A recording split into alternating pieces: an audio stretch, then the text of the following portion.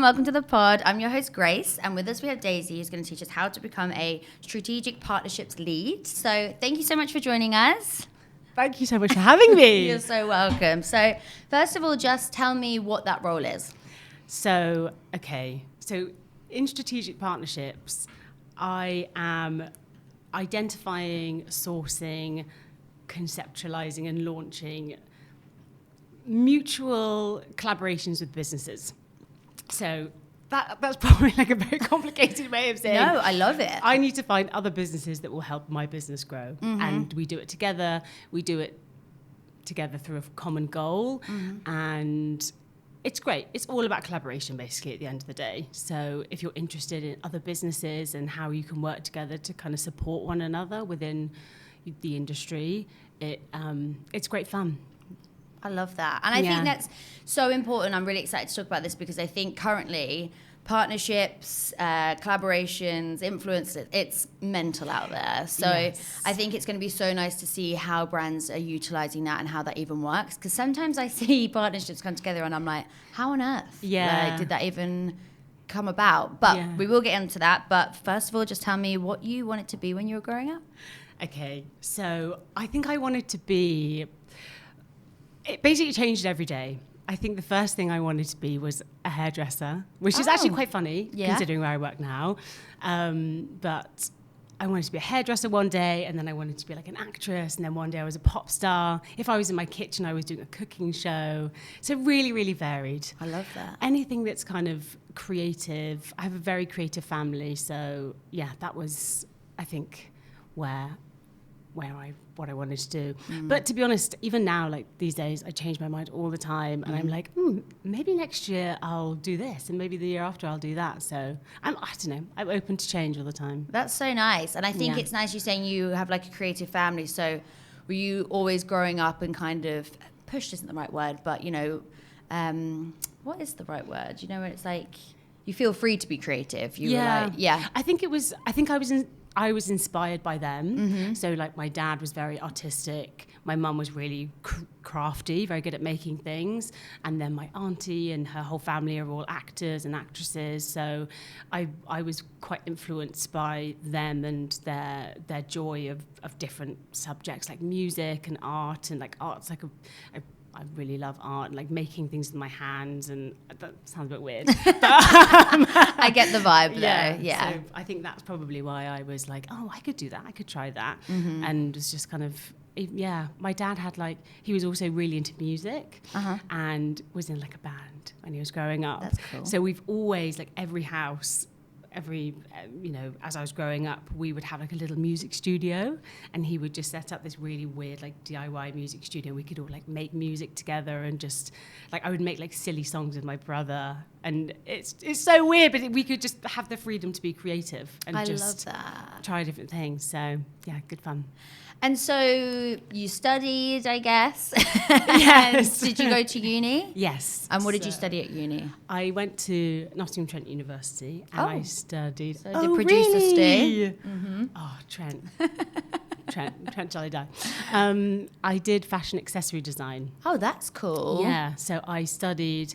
It was mainly like leather work, so how to make handbags, accessories, and yeah, it was like the best 3 years of my life. It was so fun. Just 3 years of being really creative in a studio, making collections, learning how to use leather. And yeah, that was like a dream of mine for a very long time, to kind of have a handbag brand. And who knows? You never know what will happen. But yeah, so that was a amazing few years to learn how to do that. It's so nice to hear that your uni experience was amazing, like that you loved that learning process, because it's not always that situation for people when they're learning. So yeah, that is like a nice being an advocate for going to uni and doing that creative stuff. Yeah, I mean, I didn't go into anything with it. But it was a good time. Yeah, I tried. But yeah, I think I just have really fond memories of, I definitely left. I did internships. I had that realization that, okay, the industry, people aren't going to be wowed by my collections, and I'm just going to have this amazing brand and get all this money and be able to be the next McQueen. You know, that kind of hard hitting of reality that's hard. But I am really grateful for those 3 years of maybe being a bit kind of ignorant about it all, and just having the freedom to be creative and to find my own style with it. And I guess I think I can look at it now in a better way. When I left university and kind of started doing various like free internships and trying to get into the industry, I thought I was kind of onto something, and I couldn't quite get into it in the end with design. And I think for a long time I was quite gutted by it, and thought like, oh, that's like my dream gone. Like that was what I was supposed to do. But yeah, now I feel a bit more at peace with it, and think that actually things come at different times in your life, and maybe it wasn't right for me at that time. And actually the skills that I've learnt through different roles along the way, even though it was probably not what I planned, have been even more valuable than I had maybe expected. So yeah, I feel like that's quite common with university, though. Yeah, I think it's like you do get this idea that you're going to, be the next. I don't know. I'm trying to think of like a good director right now. No, I totally get it, because I think it's like one of the things as you're growing up, you do feel like you can do anything, and that is such a wonderful feeling, and you should feel like that. And then you get into the real world a little bit, and then it's like, oh, what's actually going to happen now, or how do I actually do that? And that's why we're doing the pod, because it's like maybe you can do this and follow this, but when you realised that, what did you do to come back from that? I got my first, I guess, corporate job out of university was at a company called Christie's, which was, I hope they're still going, a very old hat company. Oh. Based in Oxfordshire. And I basically went into sales, as a lot of people do, design to sales. But I thought, well, they're giving me a chance. I'll have a go at it. They still made the hats within the factory in Oxfordshire, so I was still around like making and still around like a craft. So I thought, well, I'll just go for it and just see what happens. I'd never done sales ever, and was suddenly kind of put in charge of like 250 wholesale accounts, and I was like, I've never done sales. What am I supposed to do? And like being told I need to, sort out orders and cold call and all this. So it was quite a kind of a shock to the system, but I bet you just have to like take whatever you can when you need money. Yeah, that's it. I remember myself coming out of uni, and I was like, the rejection teaches you a lot. Like even the not coming back to you, it's like, okay, this isn't personal. It's just this is like you just have to apply to hundreds and just keep going until something lands. And it's a big learning curve. Yeah, it's so weird that I kind of hold this as like a very precious memory of mine. But I remember when I was like around 16, and I was thinking like, I'm going to get into fashion, I'm going to do this. And I would send out so many emails every night, like to different brands, like take me for an internship. And I remember I got this letter in the post, a beautiful letter, and it had the Christian Louboutin logo in the top. And it was this beautiful like parchment paper, and I was like, oh my god, this is it. It's happening. This is it. And I opened this letter, and inside it was like, thank you for your email, but we don't do internships. I was just like, nice try. Oh my god. But I was like, I still kept the letter. I was like, has Christian Louboutin logo in it. Yeah. So they've seen your name. Yeah, they've seen my name. Yeah, they rejected me, cool. but it's okay. Yeah. I got a good letter out of it. It's part of the learning process. Yeah. So you're in sales at this wonderful hat place, and then what happens? I left because I had been there for like two and a half years, and it was it was like a very old traditional English brand. We did the hats for like Peaky Blinders, and like Winston Churchill's hat was made at Christie's, so it was that it had kind of a great history behind it, but it was quite small.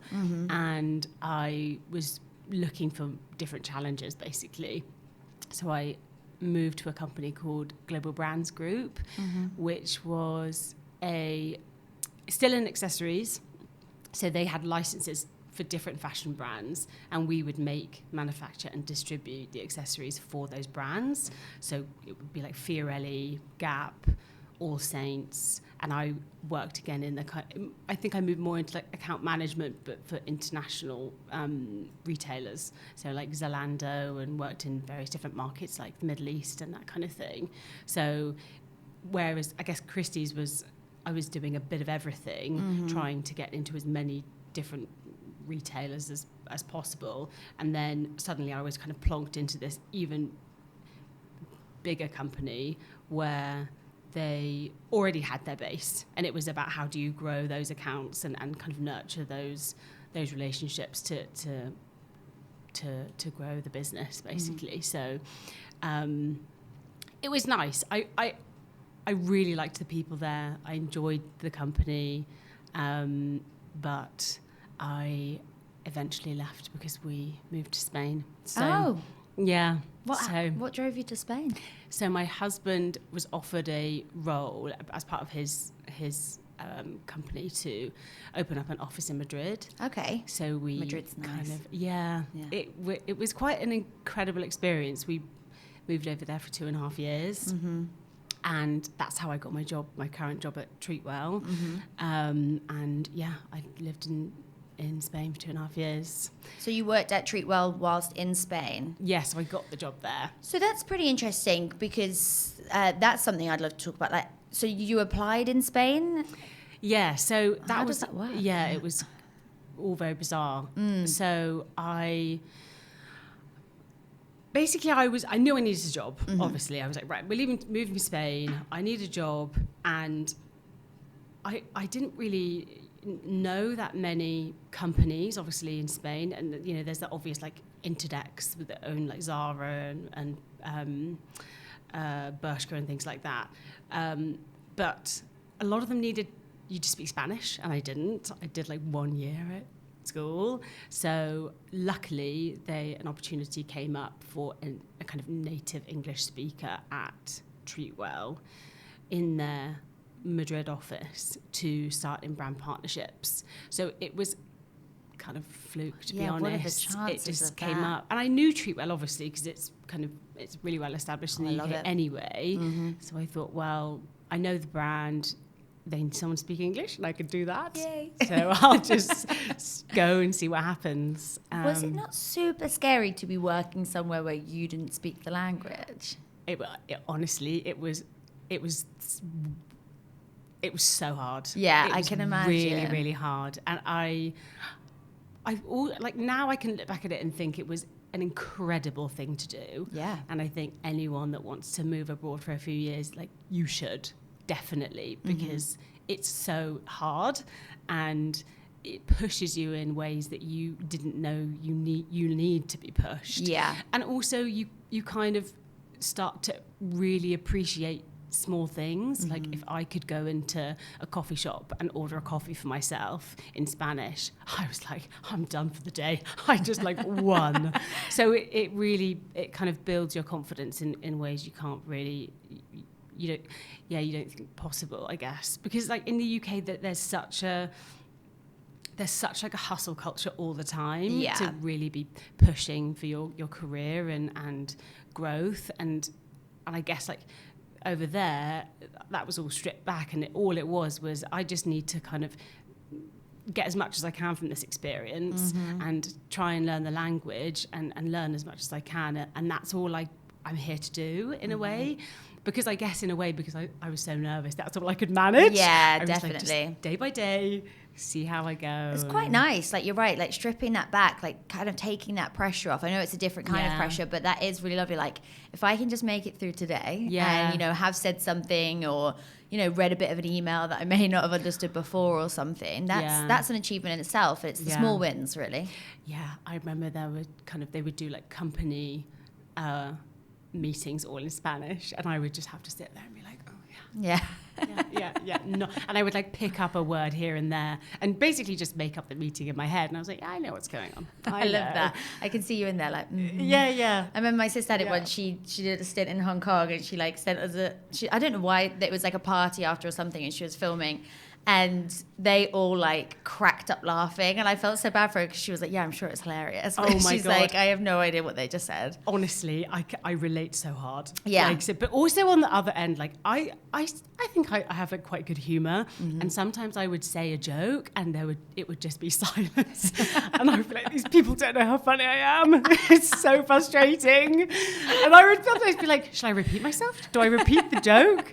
Like, I'm but funny, you have guys. yeah. But then sometimes on the other side, if a joke was said, they were Spanish people are so kind, but they would be like, do you want me to explain that to you? Aww. And I'd be like, no, the moment's passed. Yeah, don't do this to me. Yeah, exactly. I think that is such a nice message to be like, go and do it. Like, even though it's hard, like, you're going to learn so much from it, and it's a great experience. I mean, going anywhere and experience something different, I think is always worth trying. Yeah. Give it a go, because I guess, I don't know about your husband's situation, but the thing is, you can always come back, right? Like, exactly. Like, England's always going to be here, and your home's going to be here, and, you know, so it's like a bit of a safety net, which is always a nice feeling. Yeah. So you were at Treatwell there, and what was the role there, sorry? So I started in brand partnerships. Right, okay. Yes. And that working with brands in Spain, I guess. Like, well, it was for the UK market. Okay. The team was based in, I guess they started that kind of part of their partnerships in Spain. So they built the team, and each kind of member of the team looked after a different market. So I did the UK. And nice. Yeah, again, it's like one of those, it's kind of, obviously it's still kind of sales related. So, but still, I'd never done it before. So I was like, I can do it.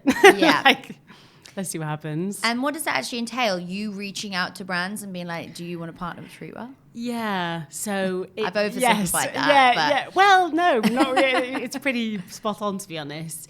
It was mainly based around our kind of, so we sell a software to salons to manage their business, and it was about partnering with kind of relevant brands that could support pushing our message to more salons to kind of grow our salon base, basically.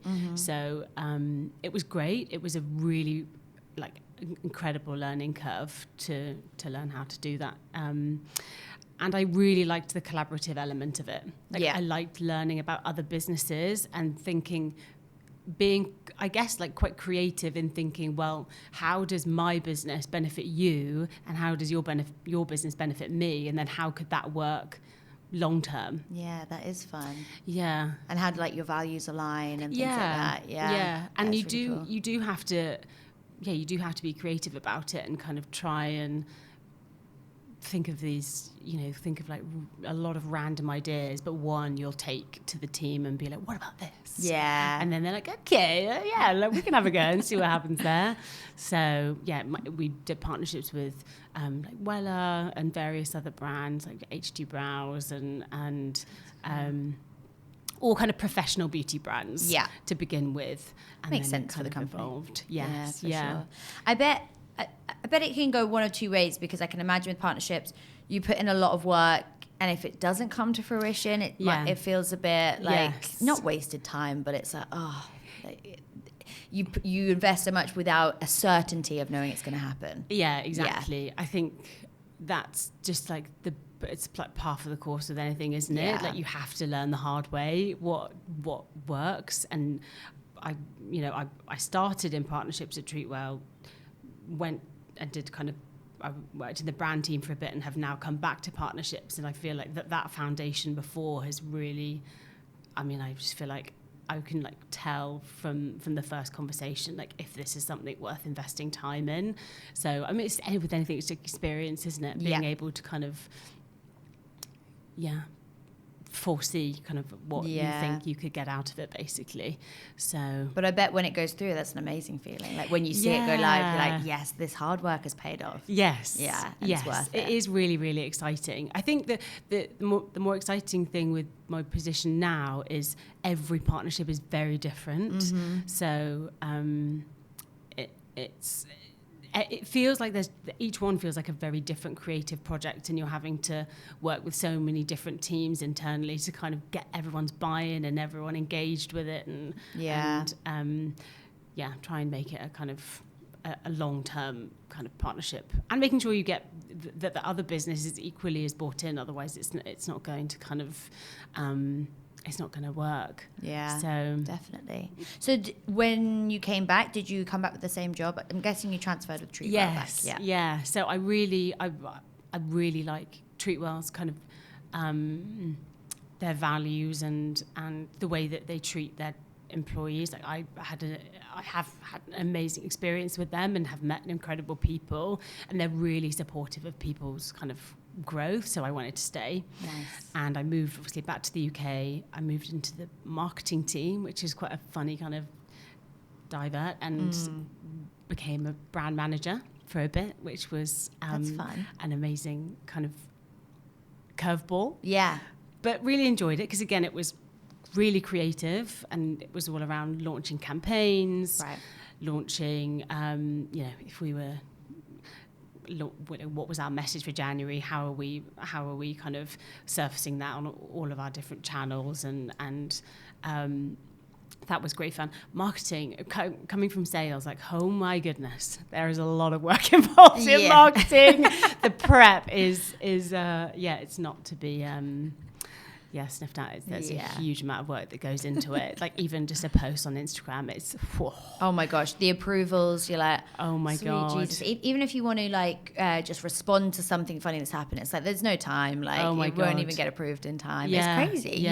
When you see a post when people are posting thousands of millions of things every day, and that one little post has been through so much just to get there, and you just scroll straight past honestly it's and weird. So I kind of started doing, working on the campaigns, and then eventually moved into kind of influencer marketing within that role. So we started to grow our how we were working with influencers with Treatwell, and we hadn't really done that before. So again, it was like a test and learn situation. Like, how does it work? Yeah. How do you just start working with influencers? And even that, like, you could work for so long on video, and then there's no real reason why it didn't do that well. Or I mean, obviously it depends on the kind of channel, if you put it in an organic channel or a paid channel. But yeah, it's wild. Marketing is wild. Yeah, and it's always changing, especially digital. Like, there's new rules now, and the people want influence with now a smaller following because they trust them more. Oh my goodness! Oh my gosh, you can't keep up. The analysis even into kind of influencers now, and all you can do is test. Yeah, like, try the smaller influencers, try the bigger influencers, spend more money, give them bigger briefs, smaller briefs, and there's no rules. Yeah. You just have to throw it out and see what you get back, and make do. Yeah, literally. Basically. Wow. Yeah. Well, it does sound like fun though, and it's such a great brand to work for. And so you somehow got back to partnership? Yes. Yeah. So I had really enjoyed my time in marketing, and kind of I obviously had no idea about it, and now I fully understand how it works. And then this role in strategic partnerships came up, and I just really, really liked that collaboration element of it. And I guess also a nice kind of part of partnerships is you understand every team. It's not just sales, it's not just marketing. You have to understand the finance team and the legal team and the product team and the tech team. Like, you have to understand all of their needs and listen to them all the time in order to kind of evaluate, is this partnership going to happen? Yeah. Is it going to work? And will everyone be invested in it? So, like, for example, a big partnership that we launched a couple of years ago is with John Lewis. So we have John Lewis use our software in their stores to obviously display their services and to gain more bookings, because a lot of people don't know that John Lewis do a lot of beauty bookings. Yeah. And that was a first for both John Lewis and for Treatwell, because they had never worked with a beauty booking platform. We hadn't worked with a department store, and even just kind of getting that live was it was a beast, both for John Lewis and for us. To see like the impact that it's had so far has been quite amazing, really. It's really cool that Treatwell is also like a software company, because I'd never thought about that. Obviously, I use the app and I think the whole idea of it is so good. Yeah. But to have other people use that software, but not necessarily as Treatwell, right? Is that what you mean? Yeah. So I guess there's two parts to the business. There's the software that the salons use to kind of manage the bookings that they gain from the marketplace that the customers use to book, but also within that the software that we sell to salons is they can manage their whole business. So it's just a fully functioning tool to manage and grow their business. So John Lewis will have that within their stores to kind of receive their bookings, and then it's our job to kind of amplify John Lewis's name on our marketplace to kind of help push their brand and get more bookings in their stores. And that's a huge retailer. That's really cool. Yeah, and they're really cool. Like the beauty team are amazing, and they're very forward thinking, because there isn't any other department stores that are doing it. Yeah. So it was a really, I mean, that's half the battle with my job, is like you just have to find people that are up for the challenge. Yeah. And of trying something new. Yeah, exactly. Yeah, definitely. Especially brands that have been around forever. Like, it's like, oh, we're going to offer you this really big change. Yes. And you just have to take it and see what happens, Yeah. kind of thing. Yeah. So it's quite interesting as well, because with that, you're still using your salesy stuff in that. Yeah. And that marries really well together with your previous role, I guess, which I wouldn't have really thought about that much with brand partnerships. But I guess you are still pitching and selling it to them. Yes. And, I mean, it's like all relationship management, basically. Yeah. Internally and externally. Like you need to have good foundations with every team that you work with within your business, and also with the partner that you're trying to work with. But I think also just you need to be able to listen to people and really take into account how the partnership will impact their team, and eventually you can kind of work out, well, this is how it's going to work for everyone. And then everyone says, okay. And then you're like, finally, after all this time, let's do it. The relief must be unreal. Have you ever taken a brand to the team and they're like, no? Oh, yeah, all the time. Really? Yeah. Constantly. I like go to where my boss with like a plethora of different ideas. I'm like, what about this? Yeah. And he's like, I like that you're excited. Love the energy, but he's like, let's just park that one for now. Let's just like focus on this one. That's it. So yeah. It's like you've got the whole process to go through. Yeah. What's the coolest partnership you think you've done in your career? Or the most fun, or the one you're like, I'm just so proud of this? John Lewis is definitely the one I'm proud of the most, because I'm the most proud of it. I do the partnerships that we're working on at the moment. Sounds like quite boring, but we're doing a partnership with an insurance provider, right? But it's quite interesting. It is quite interesting, and I'm learning about insurance. That's cool. And it's like it feeds a need for our, our salons need insurance. We want to help them grow. Yeah. We want to support them. So it's interesting the different conversations that you get into, and the ones that.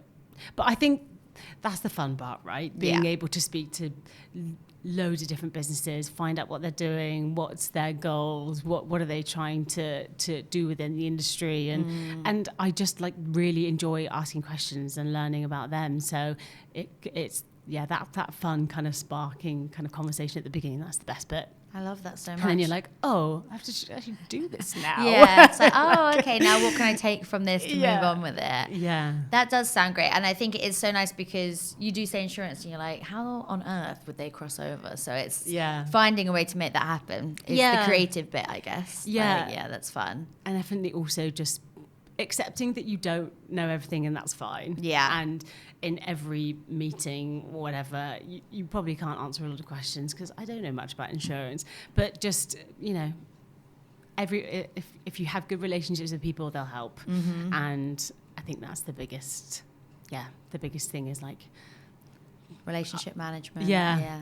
Just have good relationships with people. Yeah. It's the best thing. And that's what we hear all the time, people helping people. Yeah. There's no other way to do it. Like, Yeah. you need people's help. You can't you're not born knowing everything. So it's like, I'm going to need your help to learn. And that's a great thing, because everyone has their own expertise. Everyone has their own stuff that they can teach and lean on each other. Like, it's nice. And also, people just want to work with nice people. Yes. Like that is usually the catalyst of like something working really well, is if you just get on really well, and you like having a chat, and actually you kind of are on the same level, and it's a very kind of simple secret sauce. Like, do you like the person? If you like the person, then maybe have a go. Yeah, absolutely. Fantastic. So are you thinking partnerships is where you're at? Is that the long-term goal? Is what do you see for the future of your career?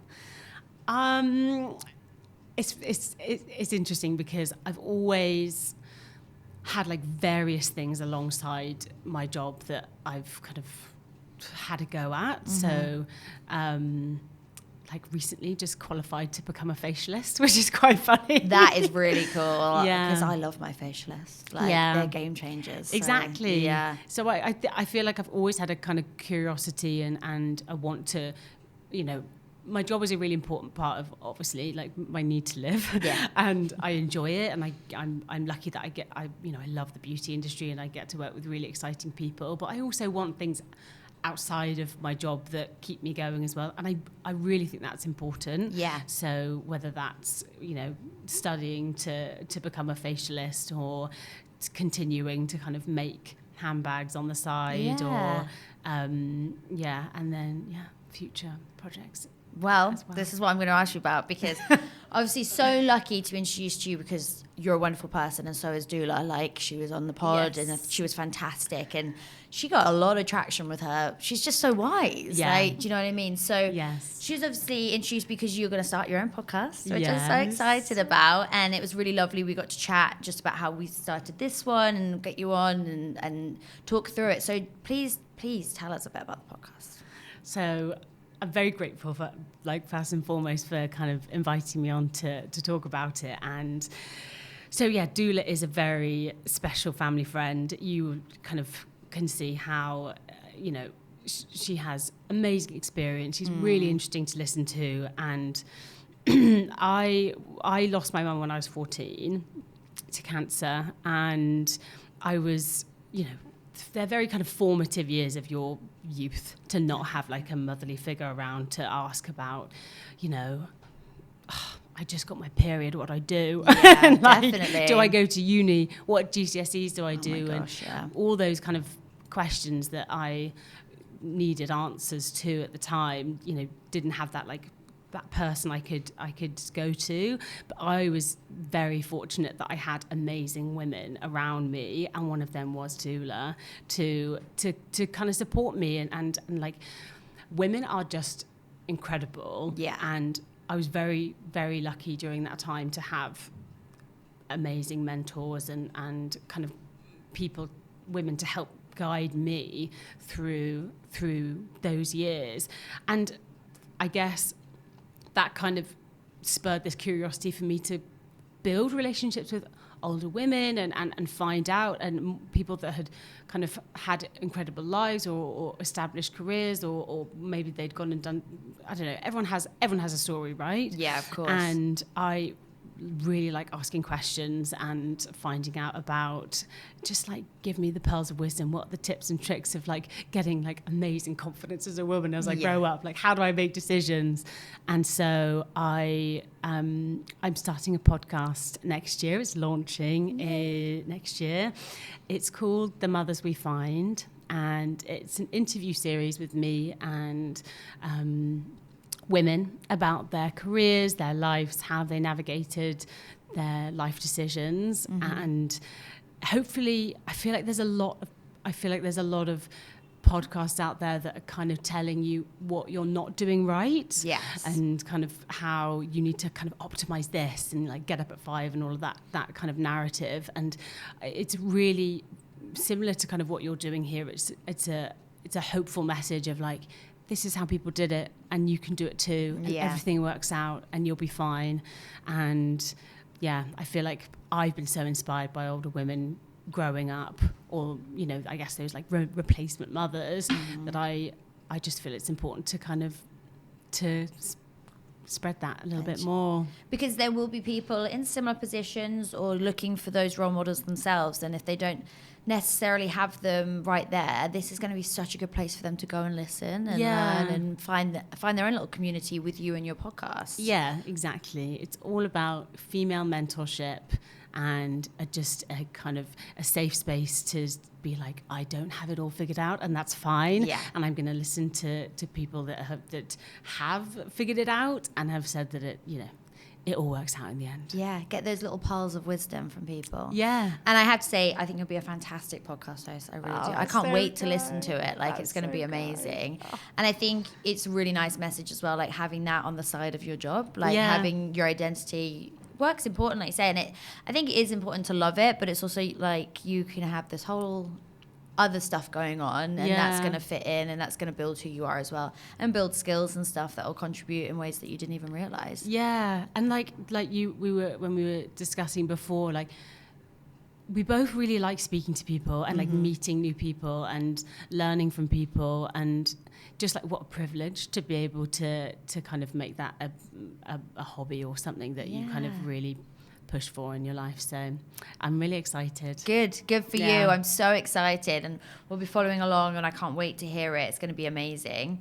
For anyone that is maybe thinking of going into a career like yours or starting a little side project like this, any little bits of advice that you might have? Because like you said, you're doing so much, you're now a facialist. Yeah, I'm opening a salon. No, I'm joking. I'm not. I'm joking. So any little words of wisdom from yourself? Say yes to everything. Don't think about it, just say yes. And if you don't do something, just don't beat yourself up. I feel like I'm granted, I feel like I can't really say this at my age, but I do think that the kind of key to life is just be kind to yourself. Yeah. Be kind to yourself and bet on yourself, and just say yes to everything, and have a go. Like, you have no idea what you might enjoy, and just enjoy yourself. Try, have a go. Yeah, enjoy it. Being kind to yourself is so important. How you talk to yourself is so important. That's everything. Yeah. The way the narrative that you say to yourself in your head is everything. Yeah. It's going to change really your day around with how you start it. Yeah.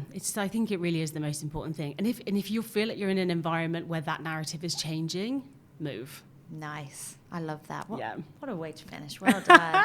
Well, thank you so much. That was honestly perfect. And I can't wait for the pod. Thank you so much. I've had so much fun. Thank you so much for watching. Please make sure that you like and subscribe so we can continue to make these and keep teaching people how to become A. Thank you.